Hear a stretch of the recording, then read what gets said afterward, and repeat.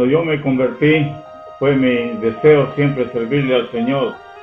Y en mi primera conferencia comencé a trabajar de ayudante del hermano Luis Tapia, instalando las luces en el primer patio y el galponcito que había, en el cual comenzaban también ya las conferencias a estar afuera de las aulas. Y cuando estaba trabajando ahí, aparece la hermana Dora de Merubia y tenía un grupo de hermanos ahí afuera, y este grupo de hermanos eran de Camatindi y había que llevarlos a su casa. Entonces ella me pide llevarlos a su casa y hermano Marcos me presta su camioneta, una antigua camioneta que tenía él, y en esa camioneta llevamos para la casa de la hermana Dora. Al volver de allá encontramos otro grupo, estaba el hermano Eugenio en el portón y me vio llegar y me pide que le ayude a llevar a ese grupo también, y era el grupo de Boyuibe, también a la casa de la hermana doña Dora de Merubia. Al volver, el hermano don Eugenio me mete a la oficina, a la dirección, y ahí me charla y me dice: hermano, a partir de este momento usted va a ser mi colaborador y yo le voy a enseñar cómo tenemos que llevar a la gente a las casas.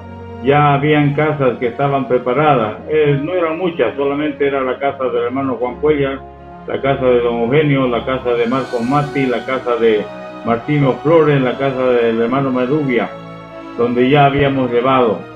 Así que había que esperar 2 camiones. Los 2 camiones, era uno que venía de Tarija, el hermano Bartos, y él llegaba directamente a la casa del hermano Juan Cuellar con toda la gente, y un poco de gente que también que venía de Yacuiba, de la Argentina. Todos esos llegaban a la casa del hermano Juan, pero faltaba un camión que llegue, era el camión de don Leovigildo Salazar, que venía de Monteagudo, y en ese vehículo tenía que llegar la gente también que venía de Guacareta. Posteriormente, en las otras conferencias, ya como estábamos al tanto de todo este recibimiento, ya había que ir preparando las casas para poder recibir a la gente, y ya no era 2 camiones que llegaban, ya habían aumentado más gente porque la obra había crecido en Guacareta, más adentro todavía, donde habían trabajado los hermanos y ganaron más almas. Y gracias al Señor, el hermano Ovidio había comprado un camión, ya había que esperar ese camión. Y toda esa gente llegaba a la casa de don Eugenio, allá arriba en el barrio tenía su casa el hermano más arriba, por el lado del mercado Abasto. Y ahí teníamos que llevar toda esta gente. Y después de esto, ya había otra gente que seguía llegando, que venía en vehículos particulares. Ya iba creciendo la obra, había que esperar ya no el camión solamente de don Ovidio, habían 2 ómnibus que venían, o 2 colectivos que venían de Montero, era el hermano Roberto Sasamoto con la gente de Montero, un poco de gente todavía, y llegaba ese vehículo a la casa también de don Juan Cuellar. Posteriormente siguió creciendo la obra, y ya en Ipati de Ivo comienza a crecer, y ya había que esperar gente de Ipati de Ivo también.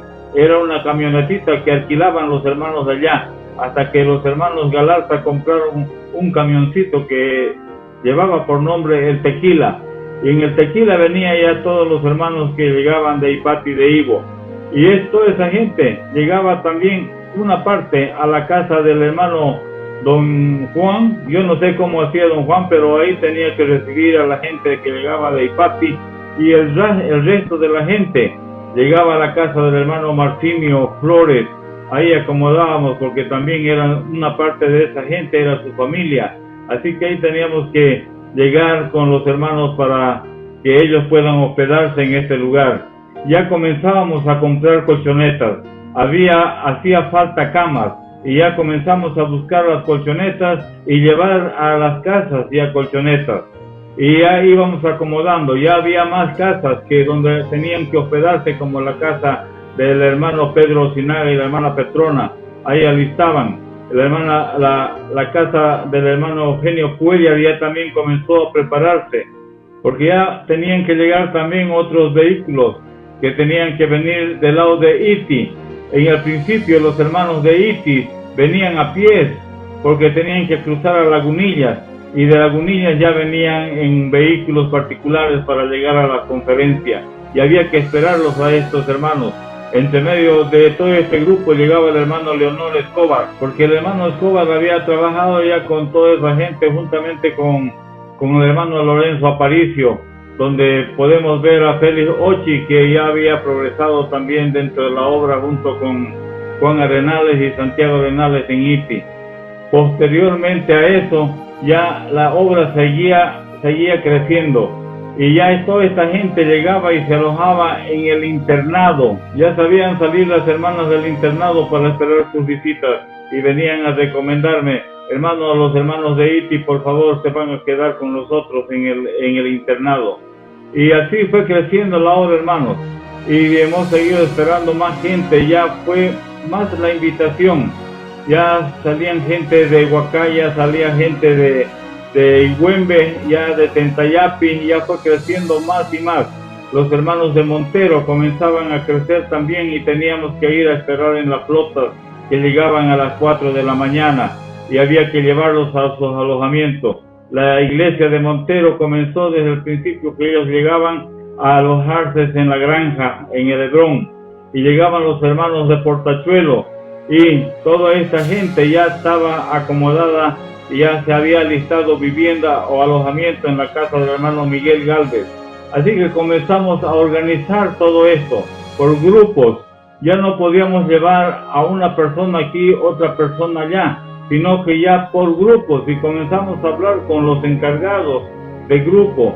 Así que ya llegaban a las casas directamente, como estamos acabando de decir, a los de Montero, los de Cochabamba y los de Sucre. Una parte llegaban a la granja, y después fue creciendo todo esto, y habían los hermanos de Mairana que llegaban a la casa del hermano Marcos. Compramos más colchonetas, había más colchonetas para comprar. La obra seguía creciendo ya en la Barrera, los que ahora ya es de Iti más abajo, lo que ahora se llama Aguairenda. Había habido se fueron los hermanos de Huacareta, de más adelante, de Ñacamiri, de Casa Alta. Toda esta gente fue a dar allá a la Barrera, y de allá salía toda esta gente, ya había que recibirlos. Y los hermanos de San Miguel, en la casa del hermano don Eugenio Cuellar, y otro poco de gente, la hermana doña Pelagia tenía que recibir también toda esta gente. Y fue creciendo hasta que llegaron los hermanos de Naranjal. Entonces estaba viviendo la hermana Ruth Cuellar, donde pudimos alojar a toda esta gente. Iba creciendo y creciendo. Había que alistar con un mes de anticipación ya las casas. Y era interesante que los hermanos pedían y decían: voy a recibir 4, pero teníamos que ir a mirar dónde tenían que recibirlos. Y resulta que me daban un cuartito donde aquí pueden entrar 4. Y yo les decía: hermano, aquí entran 10. Es mucho, hermano, no entran 10. Y así que metíamos 10 colchonetas y quedaban 10. Hermano, interesante cómo se podía trabajar con los hermanos. A cuyo tiempo también ya los hermanos ya crecieron más en Boyuibe. A los hermanos de Boyuibe ya teníamos que buscarle alojamiento, y ya tenían dónde alojarse también. Crece la iglesia de Ipati, y todos los ipateños ya también vienen a vivir, gente de Ipati en Camiri, y ahí estaban donde ya se alojaban, en la casa del hermano Elías Flores, y en la casa de los hijos del hermano Marcinio, en la casa de Lucas. Ahí teníamos que también colocar ya los hermanos, y seguía creciendo, hermanos, las visitas. Ya habíamos pasado de 1000, y teníamos que poner otra vez en las casas que habían, más o menos, seguir incomodando, hasta que llegamos casi en la última conferencia a los 1700. Hermanos, ya era más difícil alojar 1700, porque ya fueron menguando también los alojamientos. A cuyo tiempo también ya la iglesia compra aquí al lado donde ahora funciona la iglesia cristiana camireña, ahí había unos cuartos, ahí teníamos que acomodar también y comprar más colchonetas y acarrear más gente y llevarles a la banda. Como estábamos diciendo, hermano, la obra creció totalmente, más grande y más grande, y ya usábamos el segundo patio. Hermano, el segundo patio ya comenzó a crecer y se da cuenta cuánta gente podía llegar, hasta que llegó la idea de planear algo, y se planeó hacer las conferencias en sus lugares de cada uno de ellos, y comenzó y suspendió las conferencias. Hermano, las conferencias fue una gran bendición. Así que, como estaba diciendo, ¿no?, que esto ha bendecido a muchos, ha bendecido también a nosotros, ha bendecido también las iglesias, y hoy podemos ser testigos de conferencias en diferentes lugares. Y gracias al Señor, hermanos, en televisión el tiempo es oro, y hay mucho que contar y decir sobre esta obra. Es maravillosa, es grande. Y gracias al Señor también que de las conferencias de Camiri han podido hacer conferencias en otros departamentos también. Ahora cada semana hay conferencias y también somos parte de algunas de ellas. Gracias, hermano, eso podemos decir por este momento.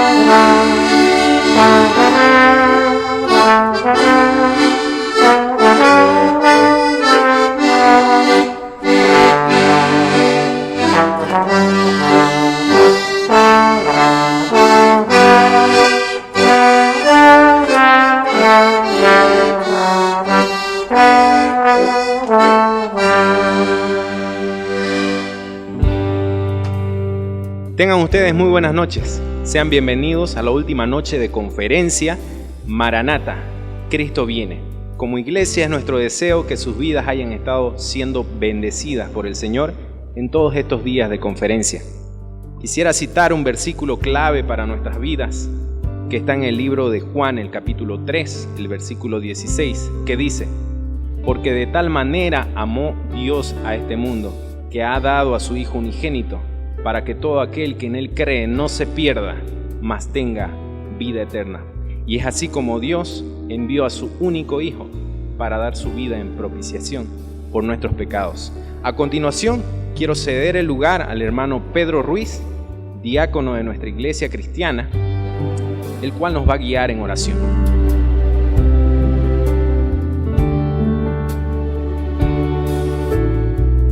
Buenas noches a todos de la audiencia. Esta noche, último día de nuestra conferencia.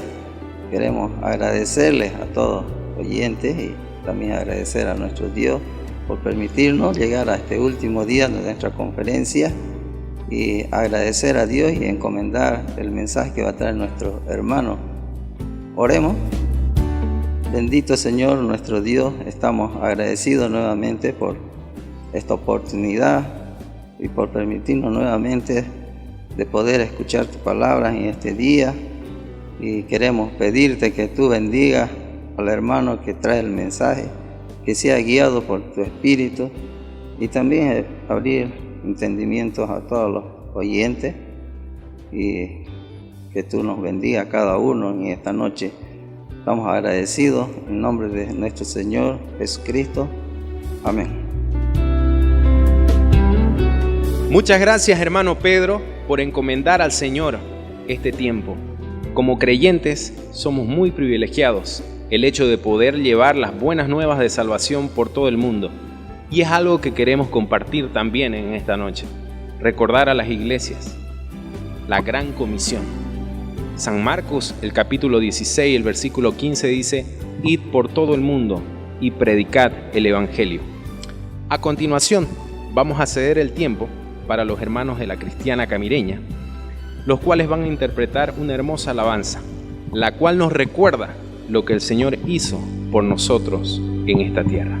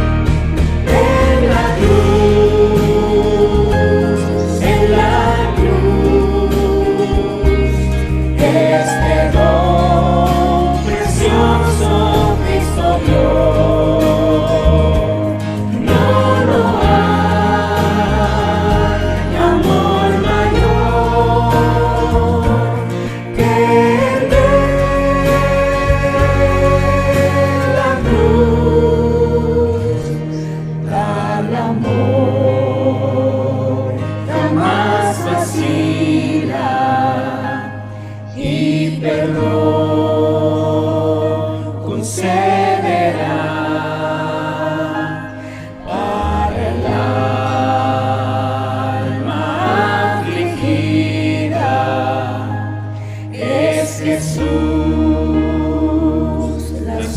solución. Es Jesús la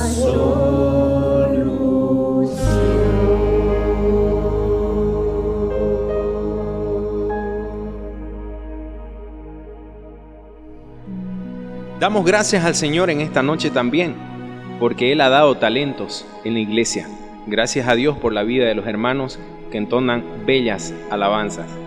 En esta noche, una vez más, nos toca presentar al hermano Eliseo Zúñiga, un siervo del Señor desde hace muchos años. Actualmente radica en la ciudad de La Paz. Él es el que va a estar ministrando la palabra del Señor en esta noche.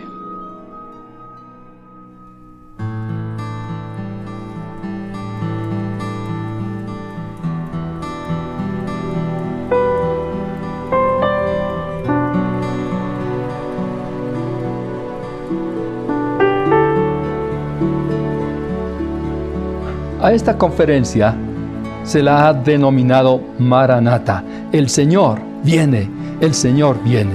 Hemos considerado varios hechos relacionados con la segunda venida del Señor. La admiración de unos provincianos discípulos que se admiran de los edificios del templo, arranca palabras proféticas de los labios del Señor y tienen un cumplimiento muy cierto. Han surgido 3 preguntas como reacción a la afirmación que el Señor Jesús hizo de que no quedaría piedra sobre piedra. En primer lugar, la pregunta es: ¿y cuándo será esto? O sea, ¿cuándo será destruida Jerusalén y el templo? Y la respuesta concreta del Señor es cuando los ejércitos de los gentiles rodeen Jerusalén. Esto aconteció el año 70, pero todavía viene el momento cuando ejércitos gentiles rodearán a la ciudad de Jerusalén. La segunda pregunta es: ¿qué señales habrá de tu venida? De tu venida. El Señor dio varias señales, no para su venida, sino para un periodo terrible de tribulación que ha de anticipar, que ha de preceder a la segunda venida gloriosa del Señor Jesucristo. Estas señales son, dice el Señor Jesús, que surgirán muchos falsos cristos. Esto leemos en el Evangelio de Mateo capítulo 24. Además, surgirán muchos conflictos mundiales, guerras, convulsiones y violencia entre los países. 3, crecerá la aversión contra los santos. Muchos serán perseguidos y muertos. 4, se predicará profusamente el Evangelio del Reino. El Evangelio del Reino. Apocalipsis capítulo 7 nos habla de que 144,000 siervos de Dios, poderosos predicadores, saldrán a proclamar el Evangelio del Reino a todo el mundo para invitar de parte del Rey que ingresen al reino que el Señor Jesucristo va a establecer en esta tierra. Y 5, el Señor ofrece consejos para todos. Hay varios consejos. En primer lugar, dice que debemos observar cuidadosamente las Escrituras. El que lee, entienda. El que lee, entienda. No debemos leer por leer, sino leer para entender el mensaje de Dios para nuestra vida personal, para nuestra vida familiar, eclesial y aún para nuestra vida social, así como laboral también. Entonces debemos observar cuidadosamente las Escrituras, leer para entender. Además debemos reaccionar sabiamente ante el peligro. Los cristianos y tanto los israelitas deberían huir de Jerusalén cuando ésta iba a ser asediada, rodeada por los ejércitos gentiles. Orando que su huida, su escape, no sea en invierno ni en día de reposo. Clamando además por la misericordia de Dios, porque habrá gran tribulación. Ahora, el asedio del año 70 fue de abril hasta septiembre, varios meses, casi 5 meses. Porque si no fuere por la justicia o la misericordia de Dios, no habría salvación. Dice en Mateo 24, versículo 22, Mateo 24, 22, el Señor Jesús dice, y si aquellos días no fuesen acortados, nadie sería salvo, más por causa de los escogidos, aquellos días serán acortados. Interesante, la historia cuenta que cuando Tito, general romano, rodeó Jerusalén con su ejército, resulta que en un periodo de tiempo breve, entre esos meses de abril a septiembre, tuvo prisa de ir a Roma.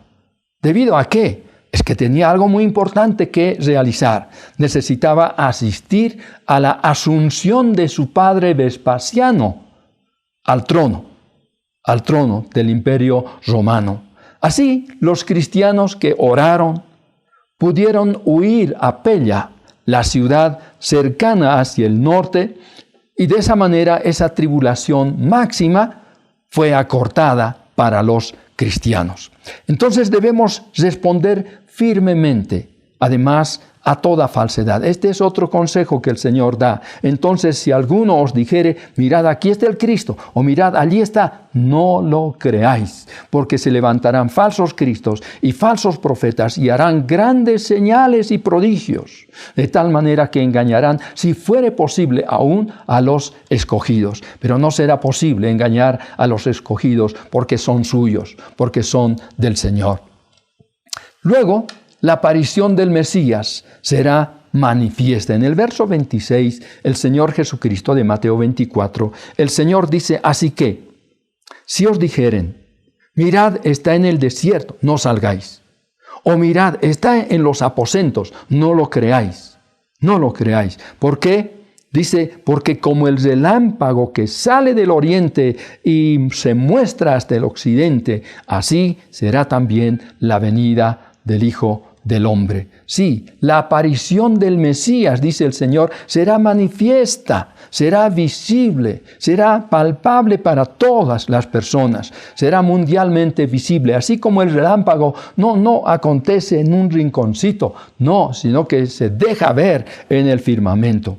Y aquí se usa la palabra parusía, que significa estar al lado, habla de la presencia, es una expresión técnica para la llegada del emperador. Se utilizaba esta palabra cuando el emperador llegaba a una ciudad. Entonces habla de la venida en gloria para juzgar al mundo al fin de esta edad. La venida en gloria del Hijo del Hombre, dice, del Señor Jesucristo. Y además ejecutará un juicio también visible. Porque leemos en el verso 28, dice, porque donde quiera que estuviere el cuerpo muerto, allí se juntarán las águilas. Donde estuviere el cuerpo muerto, allí se juntarán las águilas. Ahora, este versículo ha dado lugar a distintas interpretaciones por diferentes personajes en la historia, como Jerónimo o Lutero o algunos otros más, incluso Crisóstomo. Pero, ¿qué significa cuando dice donde quiera que estuviere el cuerpo muerto o el cadáver? El cadáver o el cuerpo muerto sin duda representa a todo judío o llamado cristiano, pero que es apóstata y que se ha levantado contra Dios y contra el Cristo. Estos están muertos espiritualmente, son cadáveres espirituales.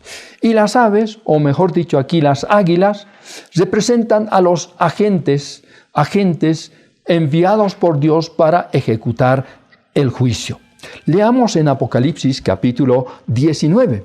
Y aquí encontramos que cuando el Señor Jesucristo retorne al mundo, a este mundo en gloria, dice también que Él, Apocalipsis 19, los versos 17 y 18, dice, y vi a un ángel que estaba en pie en el sol y clamó a gran voz diciendo a todas las aves que vuelan en medio del cielo, venid y congregaos a la gran cena de Dios, para que comáis carnes de reyes y de capitanes y carnes de fuertes, carnes de caballos y de sus jinetes y carnes de todos, libres y esclavos, pequeños y grandes. Ven, entonces, estos son agentes designados por Dios para ejecutar este juicio. Y bien, ahora vamos a considerar la última pregunta que hicieron los discípulos al Señor Jesús. ¿Qué señal habrá del fin del siglo o de esta era tan desagradable en que los judíos estaban sufriendo y soportando tantas dificultades, problemas, el asedio, el dominio del imperio romano? No podían libremente ejercer su religión, no podían creerse o saberse una nación libre. Estaban bajo la autoridad, bajo el poder del gobierno del imperio romano. Entonces, ellos preguntan, ¿qué señales habrá del fin de este siglo?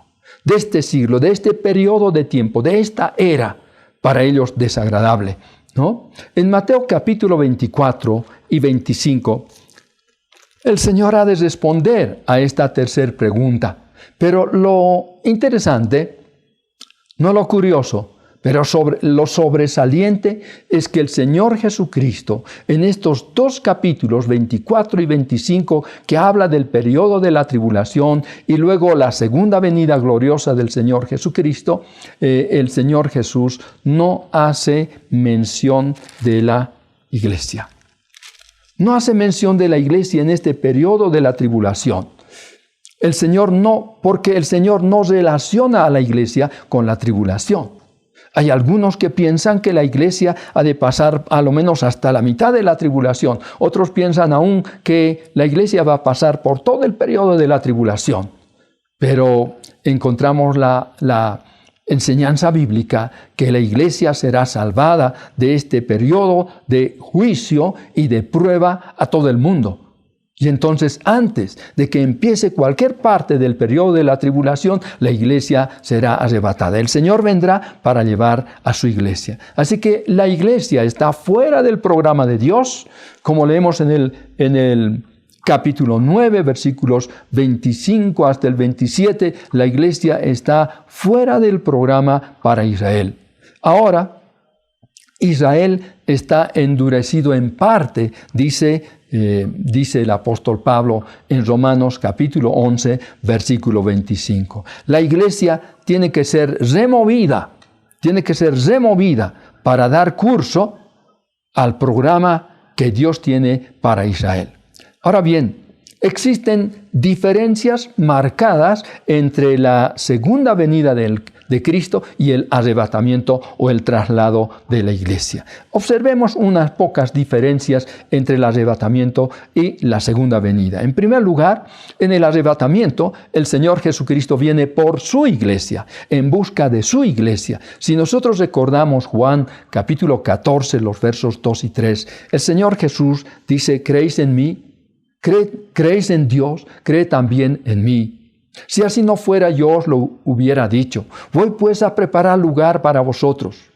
Y si me fuere y os preparare lugar, dice, vendré otra vez y os tomaré a mí mismo, para que donde yo estoy, vosotros también estéis. Así que el Señor viene en busca de su iglesia. Y hay varias porciones que nos hablan de lo mismo, que el Señor viene en busca de su iglesia. Hay una porción amplia en 1 Tesalonicenses, capítulo 4, versículos 13 al 18, donde el apóstol Pablo nos habla precisamente del arrebatamiento. Cómo el Señor ha de venir a buscar a su amada iglesia, a su esposa, para llevarla a las moradas celestiales. En contraste, la segunda venida de Cristo, en la segunda venida de Cristo, no viene por sus santos. Él viene con sus santos. Él viene con sus santos. Leamos una porción en Zacarías capítulo 14. El verso 5 dice, leyendo desde el verso 4, y se afirmarán sus pies en aquel día sobre el monte de los olivos que está enfrente de Jerusalén al oriente.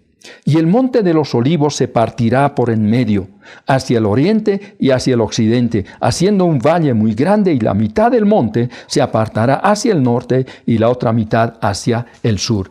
Y huiréis al valle de los montes, porque el valle de los montes llegará hasta Asal. Huiréis de la manera que huisteis por causa del terremoto en los días de Usías, rey de Judá, y vendrá Jehová mi Dios, y con él todos los santos.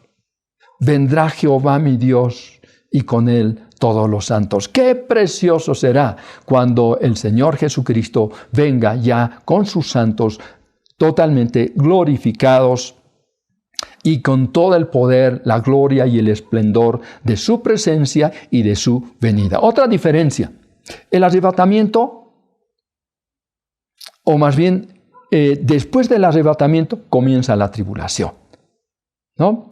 El Señor viene a llevar su iglesia antes de que suceda cualquier parte de la tribulación. Pero después de la tribulación comienza el milenio, El arrebatamiento es inminente, o sea, puede acontecer en cualquier momento. Esta noche el Señor puede venir a llevarse su iglesia. En cambio, la segunda venida tiene señales que la anunciarán. Por otra parte, el arrebatamiento está relacionado con la iglesia, porque viene a recoger a su iglesia. En cambio, en la segunda venida está relacionada con Israel y los pactos que Dios hizo con Israel. Por otra parte, el arrebatamiento es un misterio. En contraste, la segunda venida está profetizada en el Antiguo Testamento. Respecto a la iglesia, los profetas no sabían nada, no dijeron nada respecto a la iglesia. Es en el capítulo 3 de Efesios, por ejemplo, que el apóstol Pablo dice que a él Dios le había revelado y le había constituido apóstol para poder comunicar el misterio de Dios que es la iglesia. En el arrebatamiento, los creyentes darán cuentas de sus obras, de su servicio al Señor y recibirán coronas, galardones y premios. En cambio, en la segunda venida, los gentiles e Israel serán juzgados por sus pecados para condenación o entrada al reino del Señor Jesucristo. En el arrebatamiento no hay cambios en la creación sigue igual. Además, con la tribulación han de suceder catástrofes en el mundo, en la creación. Pero en la segunda venida del Señor, la maldición es quitada. Es quitada la maldición. Por otra parte, en el arrebatamiento, o más bien el arrebatamiento es para los creyentes solamente. No participará ninguna otra persona, será llevada junto con la iglesia si no es un creyente verdadero en Jesucristo. En cambio, en la segunda venida es para todo hombre vivo en la tierra, para todo ser humano. Todos verán al Señor Jesucristo retornando en gloria. Así que Mateo 24, desde el versículo 29 hasta el capítulo 25, versículo 30, profetiza la segunda venida del Señor Jesucristo, que es una porción muy amplia de las Escrituras. ¿Qué señales habrá del fin del siglo? Esta es la tercera pregunta, ¿no es cierto? Entonces voy a procurar buscar la respuesta del Señor en tres aspectos que notamos en esta escritura de Mateo capítulo 24. En primer lugar, los versos 29 al 31 de Mateo 24 nos dicen lo siguiente. Mateo 24, versículos 29 al 31. Dice así: «E inmediatamente después de la tribulación de aquellos días, el sol se oscurecerá, y la luna no dará su resplandor, y las estrellas caerán del cielo, y las potencias de los cielos serán conmovidas. Entonces aparecerá la señal del Hijo del Hombre en el cielo, y entonces lamentarán todas las tribus de la tierra, y verán al Hijo del Hombre viniendo sobre las nubes del cielo con poder y gran gloria, y enviará sus ángeles con gran voz de trompeta, y juntarán a sus escogidos de los cuatro vientos, desde un extremo del cielo hasta el otro». Fíjense, en esta primera parte, en esta lectura, hallamos de que la venida del Señor Jesucristo es considerado como el comienzo de una nueva era. Una nueva era, o como le llamaban eón, ¿no? un nuevo siglo, un nuevo periodo de tiempo y de administración de la economía de Dios. Entonces, el Señor Jesús vendrá. Pero esto será, como dice verso 29, inmediatamente después de la tribulación de aquellos días. Entonces, mientras aquí suceda la tribulación, la iglesia estará en compañía del Señor. Y para finalizar esa tribulación, el Señor vendrá con su iglesia, con sus santos, con sus redimidos. Se hará después de la tribulación. Se hará presente el Hijo de Dios. Según el verso 30, entonces aparecerá la señal del Hijo del Hombre en el cielo. La señal, la presencia, el fulgor, esa gloria manifiesta del Señor Jesús se hará presente.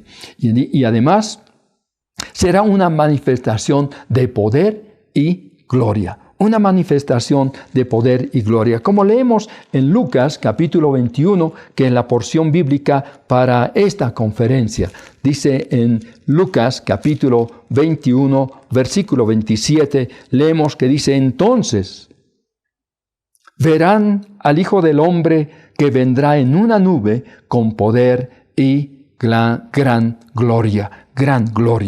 Tanto los profetas como los maestros de Israel no podían comprender que Dios anunciara los sufrimientos y las glorias del Mesías. Por eso Pedro nos dice de una manera muy interesante cómo los profetas se daban a un estudio minucioso de las Sagradas Escrituras para poder comprender realmente esta relación entre sufrimientos y gloria del Mesías. Leamos en Primera de Pedro, capítulo 1, versículos 9 y 10. Dice,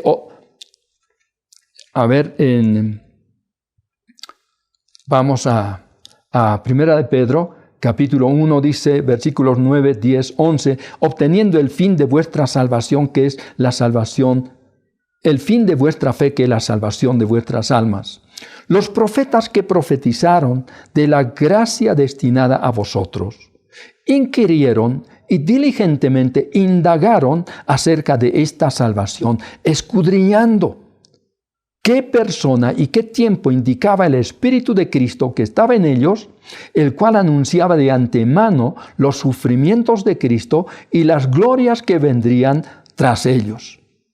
A esto se les reveló que no para sí mismos, sino para nosotros, administraban las cosas que ahora os son anunciadas, por las que os han predicado el Evangelio por el Espíritu Santo enviado del cielo, cosas en las cuales anhelan mirar los ángeles. Qué preciosa porción que nos dice que los profetas no estaban haciendo siesta, procurando soñar y ver visiones para saber qué es lo que Dios les decía. No, ellos diligentemente, con mucha dedicación, escudriñaban, estudiaban las profecías. Ellos estudiaban las profecías para conocer la persona y entender este tremendo misterio entre los sufrimientos y las glorias que vendrían posteriormente a Cristo. Los sufrimientos están registrados en los evangelios, ¿no es cierto? Y las glorias empiezan en su resurrección y serán manifestadas plenamente en su segunda venida, y establecerá una nueva era, un nuevo estado de cosas en el mundo. Así que, ¿qué señal habrá del fin del siglo? Pues es considerado como el comienzo mismo de una nueva era maravillosa de parte de Dios. En segundo lugar, ¿qué señal habrá del fin del siglo? Pues es precedido por señales visibles, totalmente visibles. Vamos nuevamente a Mateo capítulo 24. En el verso 8, 15 y 21 leemos estas palabras: y todo esto será principio de dolores. En el versículo 15 dice: por tanto, como cuando veáis en el lugar santo la abominación desoladora del que habló el profeta Daniel, el que lee entienda. Y el verso 21, porque habrá entonces gran tribulación, cual no la ha habido desde el principio del mundo hasta ahora, ni la habrá. Para que venga el fin del siglo, para que se manifieste el Señor Jesucristo viniendo del cielo con poder y gran gloria. Es preciso, es necesario que precedan varias señales. Y entre estas encontramos en el verso 29, dice en Mateo 24, 29, inmediatamente después de la tribulación de aquellos días, el sol se oscurecerá y la luna no dará su resplandor y las estrellas caerán del cielo y las potencias de los cielos serán conmovidas. Aquí vemos señales astronómicas o cósmicas. Señales astronómicas o cósmicas. Leemos también en Isaías capítulo 13, versículos 9 y 10. Voy a dar lectura a estos dos versículos en Isaías capítulo 13, versos 9 y 10, que dice de esta manera: He aquí el día de Jehová viene, terrible y de indignación y ardor de ira, para convertir la tierra en soledad y traer de ella a sus pecadores, y raer de ella a sus pecadores, por lo cual las estrellas de los cielos y sus luceros no darán su luz, y el sol se oscurecerá al nacer, y la luna no dará su resplandor. Como verán, hay señales astronómicas, cósmicas en el mundo. Ahora, al respecto, William MacDonald cita un escrito de Velikovsky que dice de esta manera: en aquel momento, o sea, de la venida del Señor, un terremoto sacudirá la tierra. El aire y el agua seguirán moviéndose por inercia. Unos huracanes barrerían la tierra y los mares se precipitarían sobre los continentes, llevando consigo gravas y arenas y animales marinos y arrojándolos sobre la tierra. Subirán, dice, las temperaturas y las rocas se fundirán.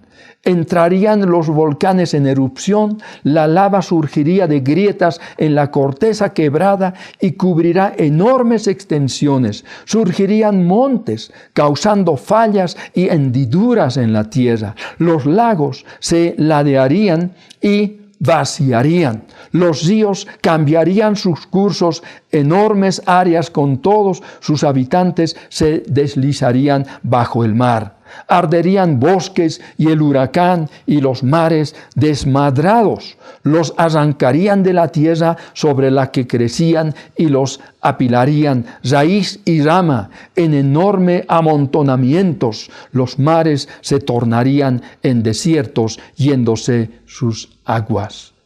¡Qué catastrófico! ¿No es cierto? Todo este relato, todo lo que va a acontecer cuando el Señor Jesucristo venga. Pero también hay señales personales, porque así como en Mateo 2:7 dice que cuando el bebé Jesús nació, unos magos del oriente venían a buscarle, ¿por qué? Guiados por una estrella.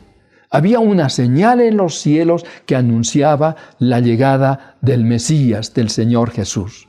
Pero también aquí en Mateo 24:30 dice: entonces aparecerá la señal del Hijo del Hombre en el cielo, y entonces lamentarán todas las tribus de la tierra, y verán al Hijo del Hombre viniendo sobre las nubes del cielo con poder y gran gloria. El Señor mismo, es decir, su presencia gloriosa, será la señal fantástica, maravillosa de su venida. Y los resultados, como leímos, como acabo de leer, Israel lamentará. Israel lamentará. Hay varias citas al respecto. Habrá nubes, poder, gran gloria, ¿no? Pero Israel lamentará. Y en el verso 31 dice: y enviará sus ángeles con gran voz de trompeta, y juntarán a sus escogidos de los cuatro vientos, desde un extremo del cielo hasta el otro. Ángeles juntarán a escogidos. Así como en aquella parábola que el Señor Jesús enseñó sobre el trigo y la cizaña, ¿no es cierto que los trabajadores le dijeron a su amo: ¿quieres que nosotros vayamos a arrancar la cizaña? Él dijo: no vaya a ser que al arrancar la cizaña arranquéis también el trigo. Esperad, ¿no? Cuando esté maduro el fruto, entonces es inconfundible el trigo y la cizaña. No se pueden confundir. Entonces será arrancada la cizaña y puesta en un horno ardiente. En cambio, el trigo será puesto en un granero. Así acontecerá. Esta era una parábola profética de la venida del Señor en gloria. Cuando Dios mande a sus ángeles, a los expertos que conocen a los escogidos de Dios y también a los enemigos. Entonces fueron, dice, esparcidos por Satanás, como dice Apocalipsis 12. Hay desolación de la bestia y se cumple todo lo que Dios había anunciado en el pasado. Ahora bien, ¿cuál es el propósito? ¿Cuál es el propósito de la venida gloriosa del Señor Jesucristo? Si leemos en Jeremías capítulo 30, aquí se anuncia otra vez el día de Jehová, o sea, el día del Señor. Y leemos en Jeremías capítulo 30 los versos 7 hasta el 9. Dice,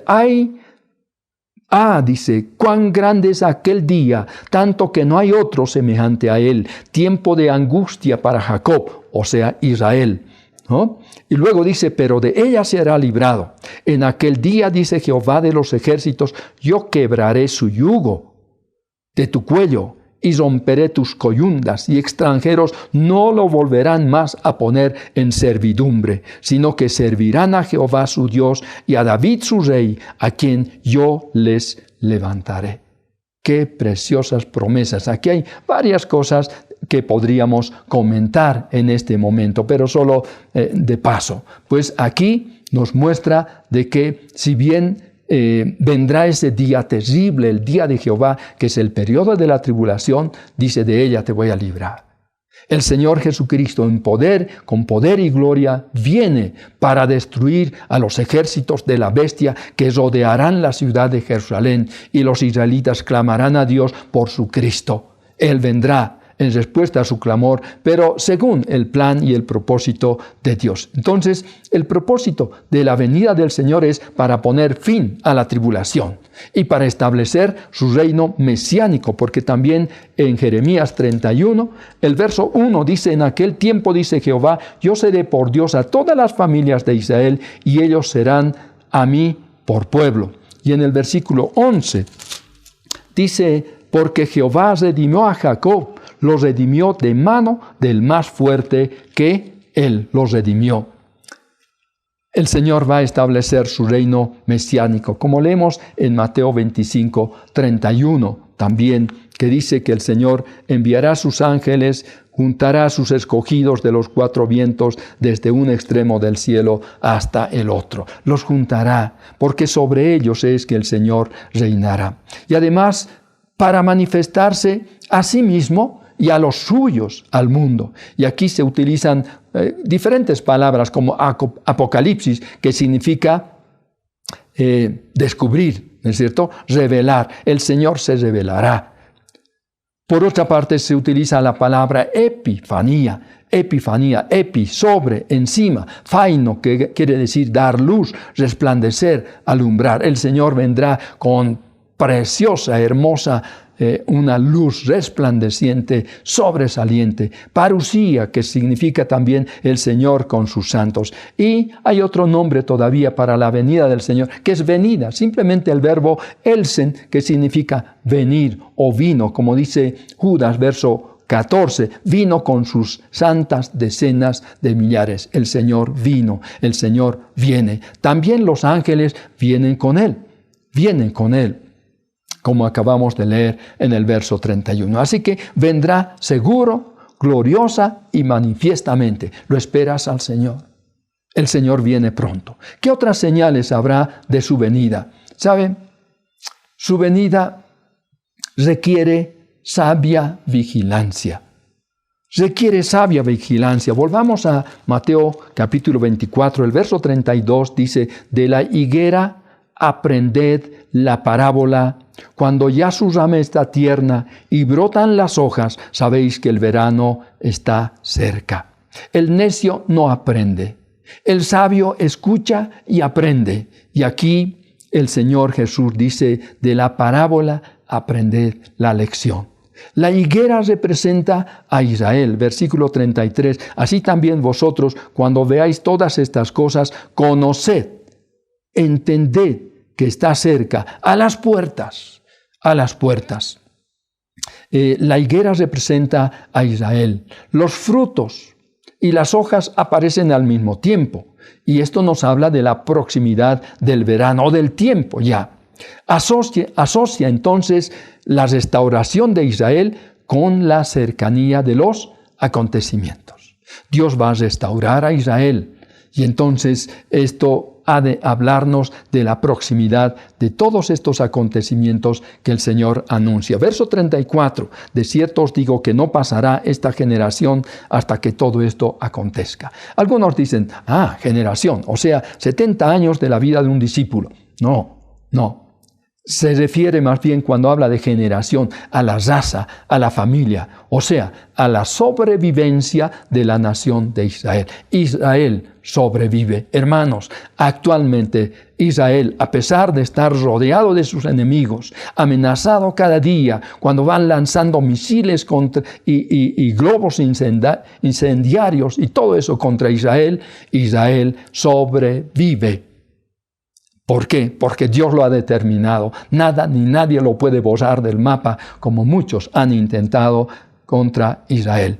Y pues, según el verso 35, el cielo y la tierra pasarán, pero mis palabras no pasarán. O sea, todo lo que acabamos de leer es palabra confiable, es palabra de Dios, y la palabra de Dios no pasa, ¿no? La palabra del Dios nuestro, dice Isaías, permanece para siempre. Así que el Señor Jesús dice, mis palabras. Toma las profecías y dice, mis palabras no pueden pasar. El cielo o la tierra van a pasar, pero no mis palabras, no. Es totalmente confiable. Además, verso 36, pero el día y la hora nadie sabe, ni aun los ángeles de los cielos, sino solo mi Padre. Es cierto, pero indefinido en cuanto a la fecha. Ni el Hijo, como revelador del Padre, no por inferioridad, dice, no sabe en ese sentido. Pero, por supuesto que como Dios, Él lo sabe perfectamente. Así que vamos a concluir este tema. ¿Qué señales habrá del fin del siglo? El Señor Jesús dice que el fin del siglo será el comienzo de una nueva era. Una nueva era gloriosa, donde Dios ha de manifestar su esplendor, su grandeza, su poder, su sabiduría, su amor para con la humanidad salvada. Además, es precedido por señales totalmente visibles. El Señor será visto, todo ojo lo verá, dicen las Escrituras, pero también requiere sabia vigilancia. Sí, requiere sabia vigilancia. El Señor vendrá primeramente por su iglesia para dar lugar a los 7 años de tribulación que seguirán, para poder preparar a Israel, para ablandar el corazón de este pueblo rebelde, para que espere con amor y anhelo la venida de su Mesías, que antes vino, pero que cuando lo vean, y vean las heridas en sus manos y en sus pies, le digan, ¿de dónde tienes estas heridas? Y el Señor les diga, con ellas fui herida por mis amigos. Y ellos lamentarán como de primogénito, llorarán porque reconocerán que sus padres habían matado al Mesías que Dios envió. Tu hermano, esperas al Señor. ¿La proximidad de su venida te causa temor o alegría? ¿Qué te causa la proximidad de la venida del Señor? No sé cuántos de los que me escuchan en esta ocasión no pertenecen todavía a la iglesia. ¿Cómo es que una persona puede llegar a ser parte de la iglesia para que cuando Jesucristo venga por su iglesia sea llevada también con ella? Una persona llega a ser parte integrante de la iglesia del Señor, no por haber nacido en un hogar cristiano, no por ser una persona moral, una persona cuidadosa de las reglas, una persona que no haya hecho daño a nadie, una persona buena, como decimos normalmente. No, Los buenos se van al infierno. Son los malos, son los que admitimos nuestro pecado y acudimos al Salvador, quienes recibimos el perdón y la salvación. Entonces, ¿cómo es que una persona puede llegar a ser parte de la iglesia del Señor? Cuando en un momento decisivo y consciente reconoce su necesidad de perdón y de salvación, y entonces deposita su fe en el Señor Jesucristo como su Salvador y su Señor. Quiero contarles esta anécdota antes de concluir. Un padre de familia creyente estaba muy enfermo y al ver la proximidad de su propia muerte, llama a toda su familia, a todos sus hijos. Ellos rodean su lecho y entonces a cada uno de ellos los abraza y le dice: hijo, María, le dice, hasta pronto. Juan, hasta pronto. Y así sucesivamente hasta que llega al último hijo, Carlos. Se dirige a Carlos, le dice: Carlos, adiós, hijo mío. Y entonces la reacciona inmediatamente, dice: papá, ¿por qué dijiste a mis hermanos hasta pronto y a mí me dices adiós? Y el padre le dice: porque al no ser tú creyente, no te veré nunca más. Y el hijo se da cuenta perfectamente de esta situación y le pide al padre, le dice: yo también quiero ser salvo. Yo también quiero estar contigo y con mis hermanos allí en la gloria. Y el padre le dice que lo único que necesita es poner su fe en el Salvador. Y este dobla sus rodillas y clama de corazón y acepta a Jesucristo y es salvo. ¿Qué harás tú, querido amigo? ¿Por qué no das este paso maravilloso en tu vida ahora mismo y aceptas al Señor Jesús para que te dé perdón de tus pecados, salvación, vida eterna? Que Dios te bendiga. Y es así como damos culminación a este tiempo de conferencia bíblica virtual. Y es nuestro deseo como iglesia que si existe una persona que quiera entregar su vida a Cristo, que quiera aceptarle como su único y suficiente Salvador, pueda hacerlo. En esta noche vamos a dar paso al hermano Juan Cuellar, uno de los ancianos de la Iglesia Cristiana Camireña, el cual va a dar las palabras de culminación, las palabras de cierre para este tiempo de conferencia virtual.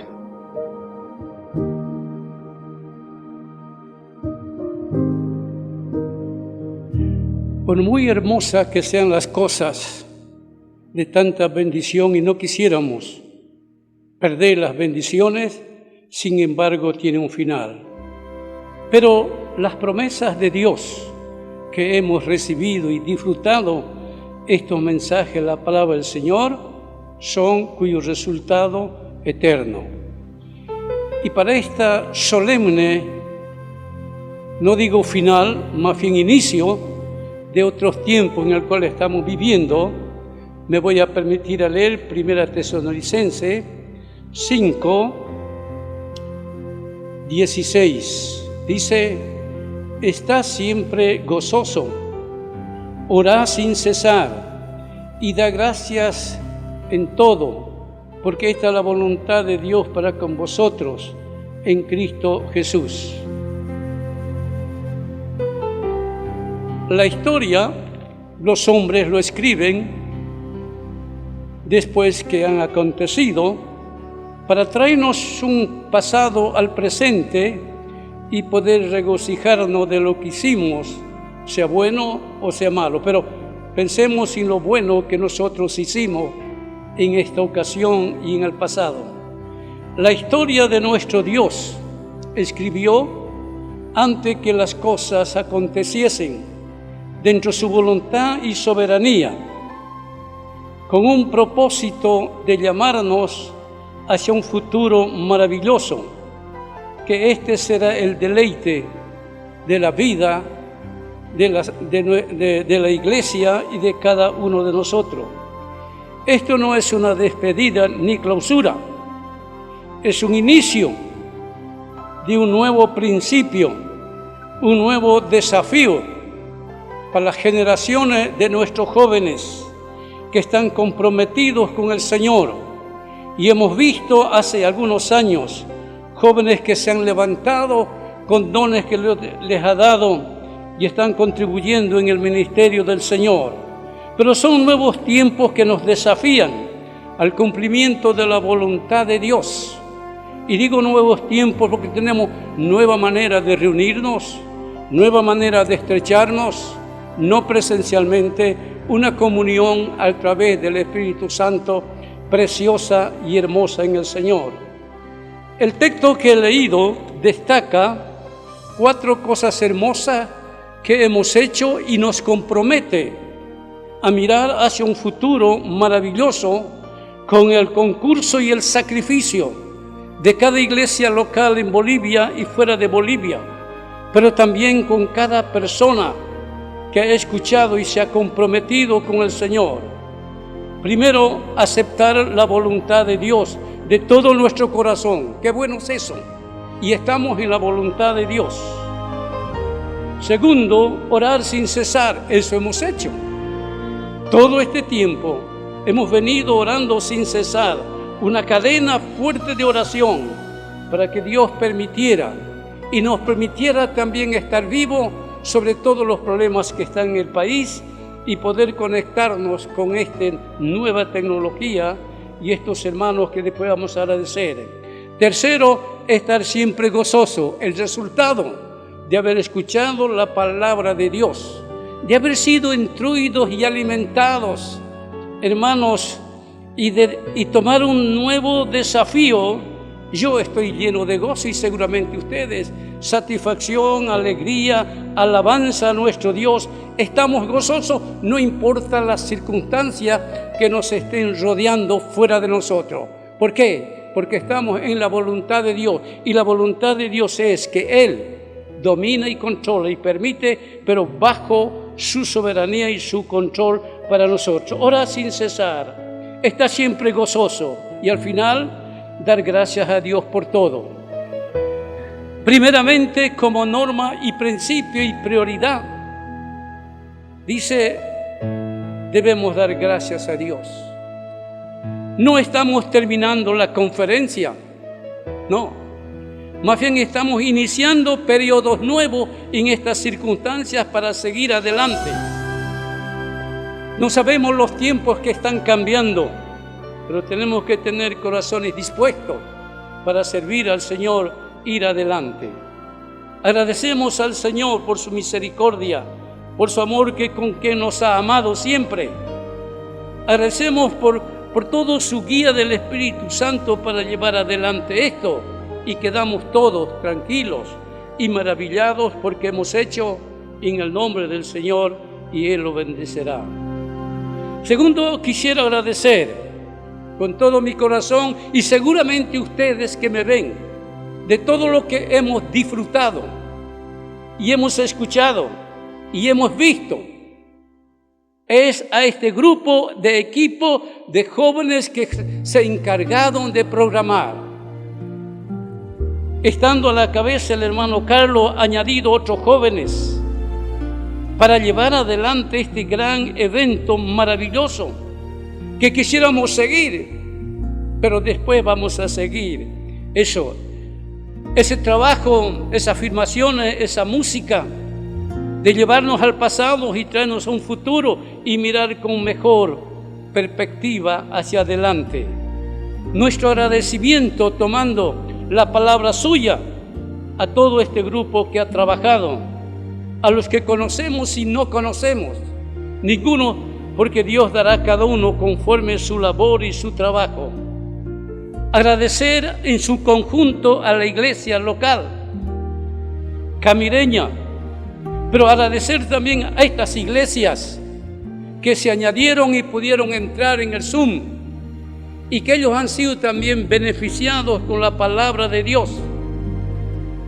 Agradecer a ellos que entraron, tuvieron el momento de escuchar, amigos que se han conectado, no solamente aquí a nivel de Camiri y provincias, pero en todo Bolivia y fuera de Bolivia.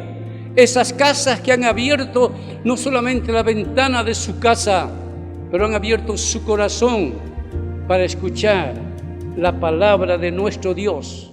Y creemos que esta palabra, amigos, que han llegado ustedes al conocimiento de Dios.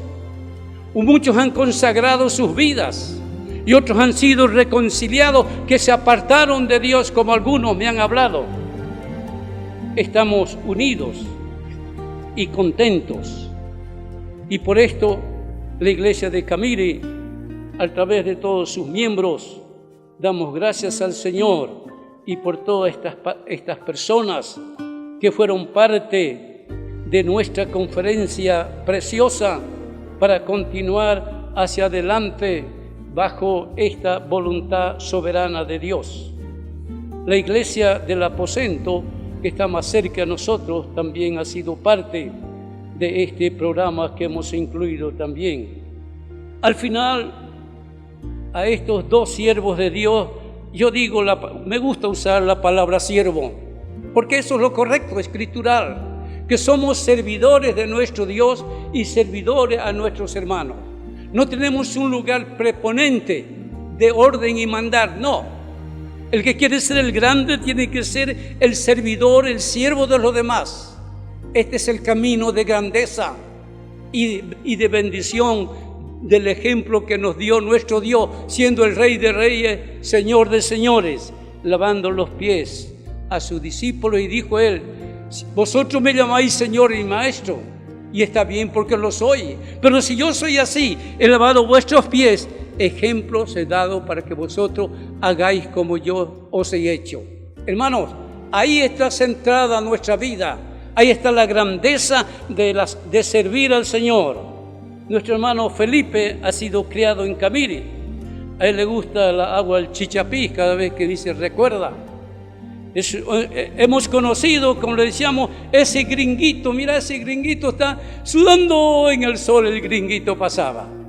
Pero Dios hizo de ese gringuito una persona grande en sus manos, como también ha hecho entre nosotros, y seguirá haciendo en la juventud hombres grandes de ministerio en el Señor. Y nunca olvido aquellas solemnes palabras que Pablo dijo a las iglesias de Éfeso: no estimo mi preciosa vida para mí, no es mía, no estimo, sino que yo acabe mi carrera con gozo y el ministerio que recibí del Señor. La meta trazada es esta para todo. Muchas gracias, Felipe, por tus mensajes, que ha confortado nuestra vida y nos ha comprometido con el Señor a seguir adelante. Como siempre, tú eres parte de esta obra. Has sido sembradores de la palabra de Dios. Y vaya a recordar a tu padre, mi maestro. De él aprendí, del hermano Tomás Ponce. ¡Qué maravilla! Hermano Eliseo, tú eres parte de este ministerio y de estos frutos de la iglesia. Siempre estuvo atento, siempre dispuestos a venir a Camiri, siempre dispuestos a colaborar estos siervos de Dios. Oh Dios, si podíamos darle un aplauso, le podíamos dar, pero esperen, en el cielo los aplaudirán millones. No se aflijan, esperemos el tiempo correcto donde vamos a ser exaltados, porque el que se humilla bajo la mano de Dios a servir y ser siervos, Dios exaltará hasta lo sumo. Grande ha sido este tiempo y hermoso y precioso que hemos disfrutado. Quisiéramos seguir, pero nos ha inyectado que vamos a continuar en un nuevo modelo de conferencias con nuestras nuevas generaciones. El gran desafío que tenemos sin saber qué cambios más habrá por delante, pero nosotros estamos bajo la voluntad de Dios. Y para terminar, quisiera dejar este texto en el corazón de cada persona. Pablo dice: así que, hermanos míos, amados, está firme y constante, creciendo en la obra del Señor, sabiendo siempre que vuestro trabajo en el Señor no es en vano. Que Dios bendiga su palabra y bendiga a cada uno de los que escucharon y nuestros predicadores. Saludo a su familia y a las iglesias donde vayan, con el compromiso que seguiremos adelante y en la voluntad del Señor seguiremos juntos en el ministerio. Vamos a orar.